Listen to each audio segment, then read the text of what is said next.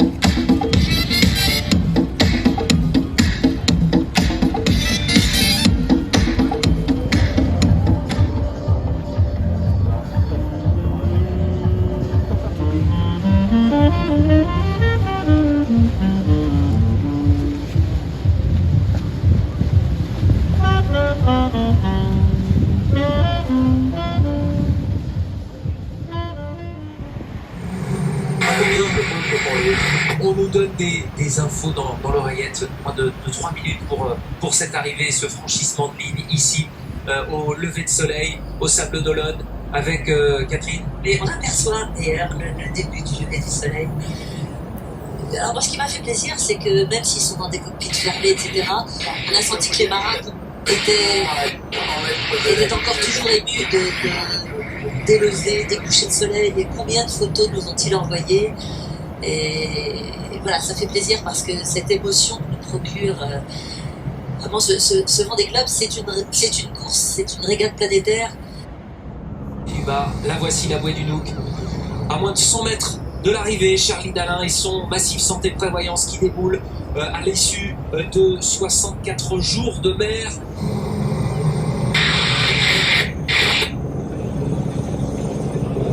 Et on laisse vivre ce moment historique comme ça.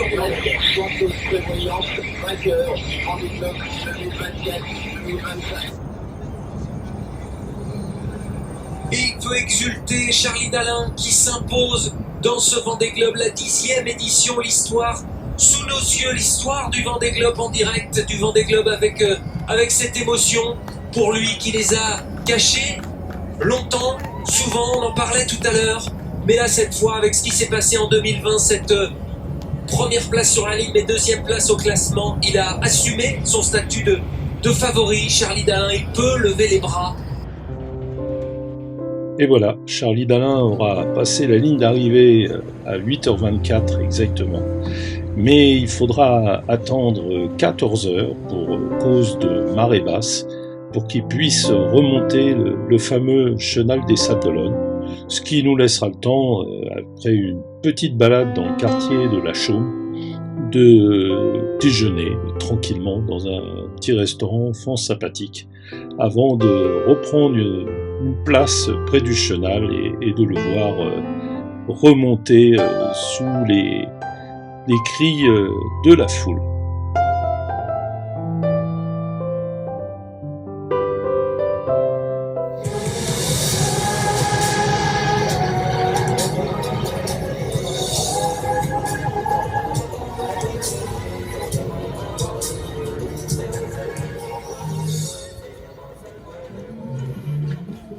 Vous êtes à peine remis de vos émotions, nous aussi. Eh bien, c'est reparti avec Charlie Dalin, le vainqueur du Vendée Globe 2024, qui d'ici moins de 30 minutes va remonter le chemin. 25 pour saluer donc l'arrivée imminente de Charlie Dalin, dont on peut, je pense, commencer à apercevoir le mât. Il ne peut pas les sables. Allez, il le mérite. Pour lui, c'est vrai que c'est une victoire, mais c'est aussi une récompense. C'est plus une récompense d'ailleurs que le bilan fait. s'imposer. Il rentre dans l'histoire du Vendée Globe. Mesdames et messieurs, quel beau spectacle. Regardez-le, notre ami Charlie. Il a la force de lever les bras, de nous montrer ses fusées. S'il vous plaît, mesdames et messieurs, allez, encore et toujours. Vos applaudissements à découvrir ici lorsqu'il passe devant vous. J'espère que vous fixez ça dans vos téléphones de cette 10e édition. Et regardez la petite surprise que nous vous réservions ici face à nous. Charlie Dalin, le voici, qui va se présenter devant ici les crèves de son navire. Entendre. Allez, montrez que vous aimez la voile, montrez que vous aimez le Vendée Globe, montrez que vous aimez Charlie Dalin, le skipper de Massif Santé Prévoyance, le grand vainqueur de cette 10e édition. Son nom s'inscrit au panthéon du Vendée Globe, au panthéon de la course au large. Mesdames et messieurs, quel moment exceptionnel nous partageons ensemble cet après-midi. Vive le Vendée Globe! Moi, je vois un autre Charlie. C'est pas celui d'avant le passage de la ligne. Beaucoup plus dans le partage des émotions, il se lâche. C'est plus dans le contrôle du moins. Et c'est chouette de voir ça. J'ai l'impression qu'on avait vu ça déjà avec Armel Lecléache.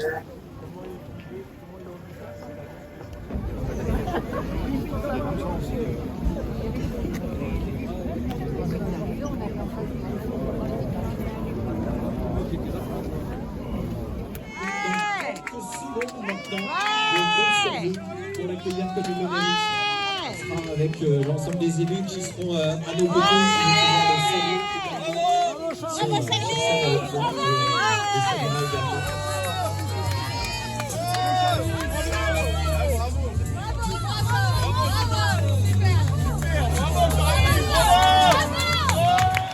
Bravo Charlie! Bravo Charlie! Charlie Dalin, messieurs, un deuxième applaudissement pour lui, s'il vous plaît, encore. Charlie Dalin sur Massif Santé Prévoyance. Il est à toi, ce trophée, vainqueur de la 10e édition, Charlie Dalin.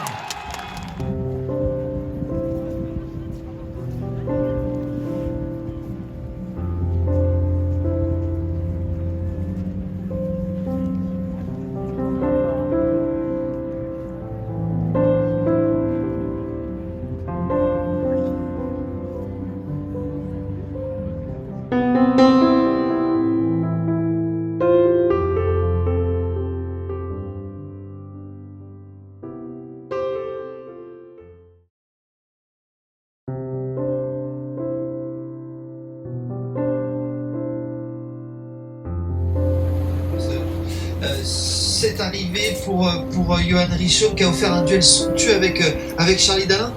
Avant de le fêter, de le célébrer, de le savourer ce moment, on va revenir sur les dernières heures de course, Xavier, de Charlie. Et ce qui est intéressant, Xavier, c'est qu'on peut dire qu'il a un peu mis la course entre parenthèses parce qu'il est là sur la ligne depuis déjà quelques heures. Oui, en fait, Johan, il avait déjà une vitesse assez lente parce qu'il y a peu de vent sur l'arrivée, le golfe de Gascogne, Bretagne et la Vendée, les Sables d'Olonne.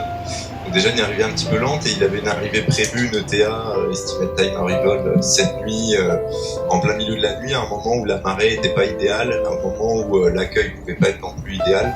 Donc il y a eu un choix qui a été fait par Johan et par tout le team Arcap après, qui est la direction de course aussi, voilà, pour Johan de ralentir un petit peu. Cette nuit, il a mis un petit peu au pas le bateau pour pouvoir arriver ce matin à un moment un petit peu plus propice pour enchaîner tout à l'heure sur la remontée du chenal avec la marée et puis pour avoir un petit peu plus de monde aussi, laisser le temps aux gens de venir sur la ligne d'arrivée et sur le chenal pour l'accueillir. Passage de ligne, 6h12 02 secondes, c'est fait. Johan Richaud est donc deuxième du 10e Vendée Globe. Premier bisu, premier dauphin à l'incroyable Charlie Dalin. Et ce moment, il va être partagé avec le team. Voilà, c'est le moment de rappeler que c'est aussi une victoire collective. C'est la victoire de tout un team.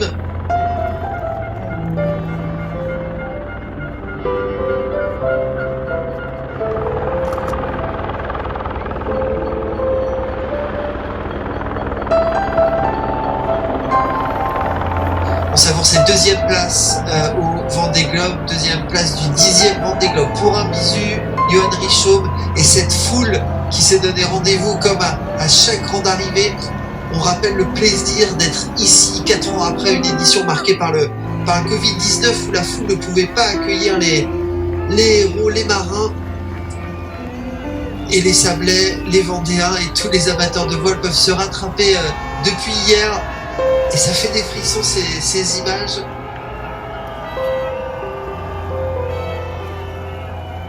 C'est aussi ce qu'ils sont venus chercher, cette espèce de shoot d'émotion. Et ça fait vraiment du bien, ça change un homme. On a vu le plaisir de Charlie hier, celui de Johan aussi.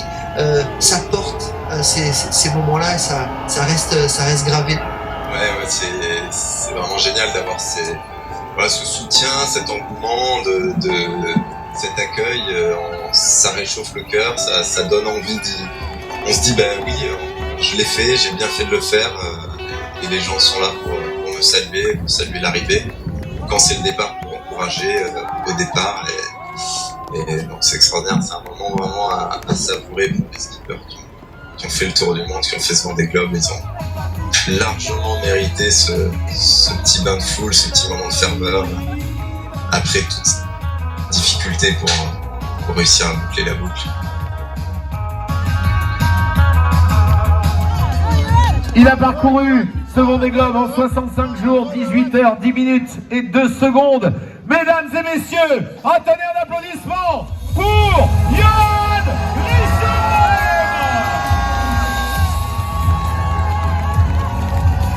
Skipper du bateau Paprec, Arkea! Merci Johan, merci à toi.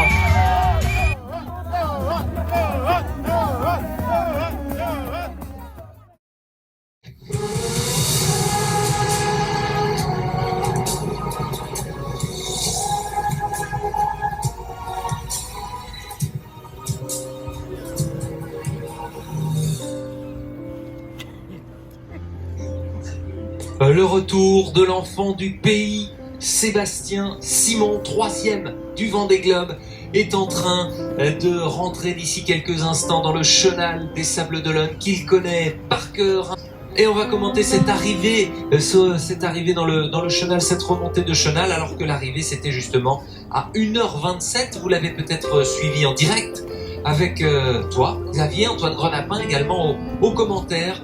Et cette image de ce skipper qui vit ses derniers instants sur ce bateau après 67 jours, 12 heures et 25 minutes, c'est son temps de course. Il a eu ce temps de décompression avec son équipe.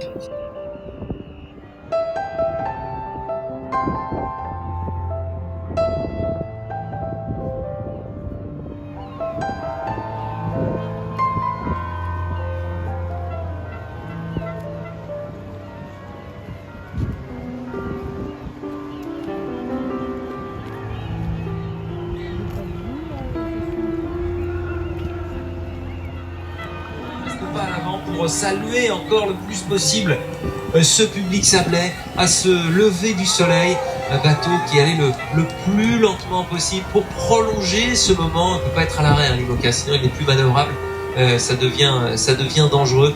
En tous les cas, Sébastien Simon qui aura commandé pour tout à l'heure ce repas qui lui a été amené aussi, c'était la raclette à bord avec également steak saignant et frites avec un soda américain, vous aurez deviné, un coca, bref, et une petite bière. Voilà pour la commande de Sébastien Simon.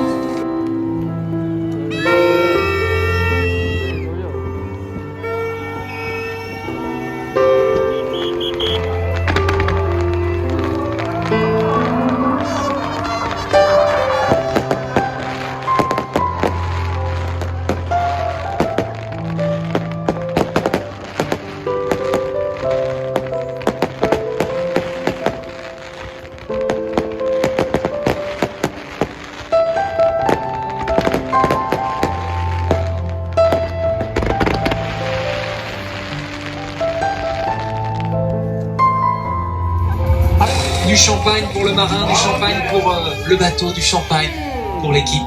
pour les spectateurs aussi. Pour les il a spectateurs, quand un même peu. bien arrosé les spectateurs aussi. Les amis dans les sables, le podium de ce Vendée Globe.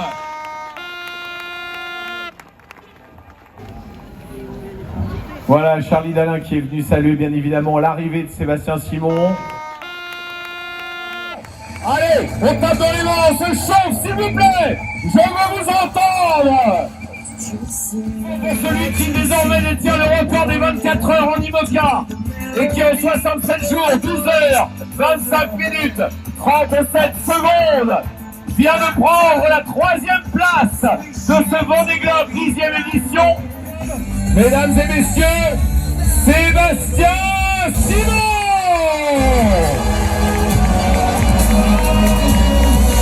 Tout le monde est en l'air avec chiffon. On est vraiment très fiers de celui qui nous montre l'exemple aujourd'hui, avec toute une famille derrière. Je veux parler de la famille Drubreuil, bravo, et en plus, c'est celui qui va le plus vite au monde. Bravo Sébastien. Et aujourd'hui, elle me fait toujours autant rêver. Je pense que j'ai pas fini d'écrire mon histoire avec cette course tant que je l'aurais pas gagnée. Voilà, donc...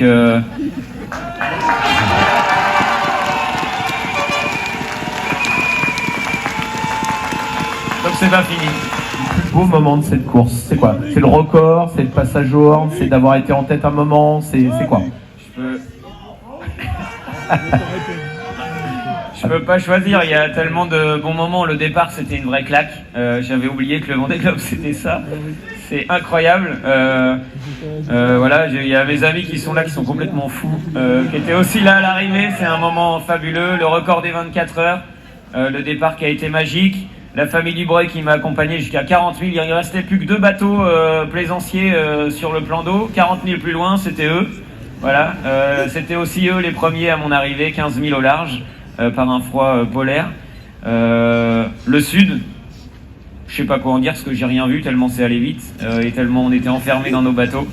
Le plus beau coucher de soleil, c'était finalement 2 jours avant l'arrivée au Sable d'Olonne, donc pourquoi partir autour du monde, je ne sais pas. Mais en tout cas, c'est plein de beaux moments et c'est difficile de choisir parce que voilà, c'est un événement hors du commun et voilà, je pense que ce sera toujours mieux, toujours plus vite. Merci à vous tous. 67 jours, 12 heures, 25 minutes, 37 secondes. Le record des 24 heures avec plus de 615 000 parcourus. Veuillez applaudir, s'il vous plaît, le skipper du bateau Groupe Dubreuil, Sébastien Simon. Toutes ces informations pour que vous ne manquiez rien, bien sûr. Ça va être donc les prochaines ETA qui auront lieu 23 et 24 janvier avec le bateau de Jérémy Bayou, Sam Goodshine, Paul Meillat, Nicolas Lundven. Il y aura Thomas Ruyant, Boris Herman et Justine Métro qui devraient arriver entre le 23 et le 24 janvier. On attendra pour cette nouvelle journée sur le village. Encore une belle journée qui commence bien avec une nouvelle année.